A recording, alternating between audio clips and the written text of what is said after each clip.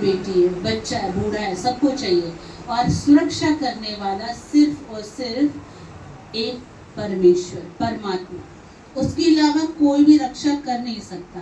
क्योंकि जब तक मेरी आत्मा की रक्षा नहीं हो रही है, मेरे शरीर की भी रक्षा नहीं हो सकती। क्योंकि आज बिगड़ कौन गया है? शरीर या आत्मा? है ना? आत्मा की संस्कार है मन बुद्धि।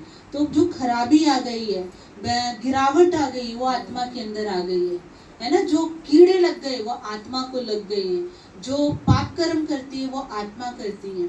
तो सुधरने की जरूरत भी, ऊंचा उठने की जरूरत भी आत्मा को है। इसीलिए भगवान आकर के जब राखी बांधते, तो राखी बांधते हैं तो क्या करते?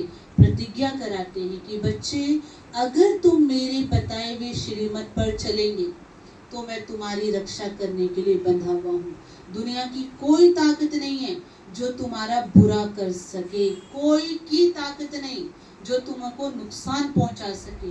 लेकिन कब? जब उसके बताए हुए हम रास्ते पर चलेंगे तब। ये गारंटी है। कल बाबा ने बोला मैं गारंटी करता हूँ।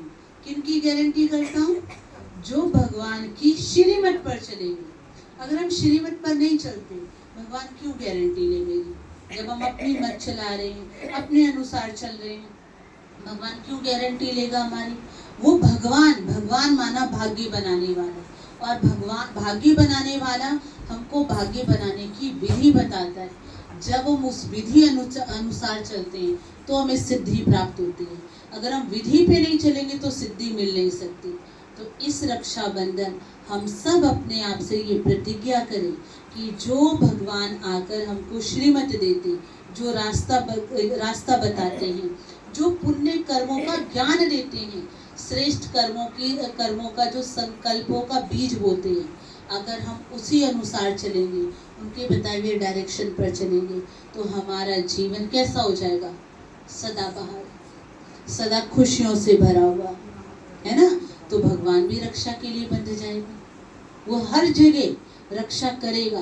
कई बार होता है वो दिखता नहीं है किसी को, हमको नहीं दिख रहा है पर लोगों को दिखता है। तुम्हारे साथ कोई चल रहा था, ये बहुतों को अनुभव हुआ है कि हमने तुम्हारे साथ किसी को देखा है चलते हुए। कैसे? क्योंकि जो लोगों से ही तो रक्षा करेगा ना वो हमारी।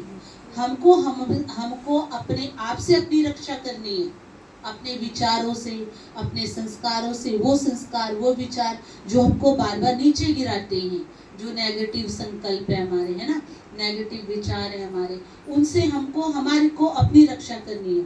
और भगवान बुरी नजर से हमारी रक्षा करेगा। देखो हर सूरत में आत्मा की उन्नति है, पर उन्नति के पथ पर चलना तो खुद को है ना। तो आज राखी बंधाते समय हम सब अपने आप से यही प्रतिज्ञा करें, बाबा आप जो आपको रास्ता बताते हैं, जो श्रीमत देते हैं, उसी श्रीमत पर चलेंगे। राखी माना ही पवित्रता, राखी पवित्रता माना शुद्धि, है ना। जहाँ जिसको हम राखी बांधते हैं उसके साथ हमेशा हम शुद्ध रहते हैं ना, चाहे वो बोल में है, व्यवहार में है, कर्म में है। देखो हम उसके साथ बैठते हैं पर बहुत मर्यादित बैठते हैं, है ना। हम उसको टच भी करते पर बड़े बहुत मर्यादा से टच करते हैं। क्यों? क्योंकि रिश्ता उसके साथ ऐसा है। तो भगवान भी हमको यही प्रतिज्ञा कराते कि तुम सब आत्मा आत्मा आत्मा भाई भाई हो। तुम्हें अपनी रक्षा कर अन्य आत्माओं की रक्षा करनी, अर्थात तुम्हें खुद पावन बनकर औरों को भी पावन बनाना है। तो करेंगे ना सभी प्रतिज्ञा?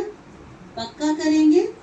सभी हाथ उठाए, करेंगे। आज प्रतिज्ञा करेंगे, बाबा हम अपने मन में किसी के भी प्रति बुरे विचार को आने ही नहीं देंगे। आ भी जाए तुरंत भगा दो, अरे ये मेरा काम नहीं है, ये मेरे है ही नहीं, तो मेरी चीज नहीं है तो दे देते ना दूसरों को, ले जाओ ये मेरा नहीं है। अगर कोई नहीं लेके जाता तो बाहर फेंक देते हैं, तो फेंक दो अपने मन से कि नहीं, रखना ही नहीं अपने पास। दूसरों की चीज रखकर हम क्यों चोर बन जाए? रख लेते तो चोर कहलाते हैं ना, तो नहीं करनी चोरी, है ना माता जी, दे देना है। अच्छा, आप सबको इस रक्षाबंधन की बहुत सारी, ढेरों सारी शुभकामनाएं। सदा उन्नति को पाओ और औरों की भी उन्नति करते रहो। यही श्रेष्ठ संकल्पों के साथ इस बार हम ये रक्षाबंधन मनाएंगे।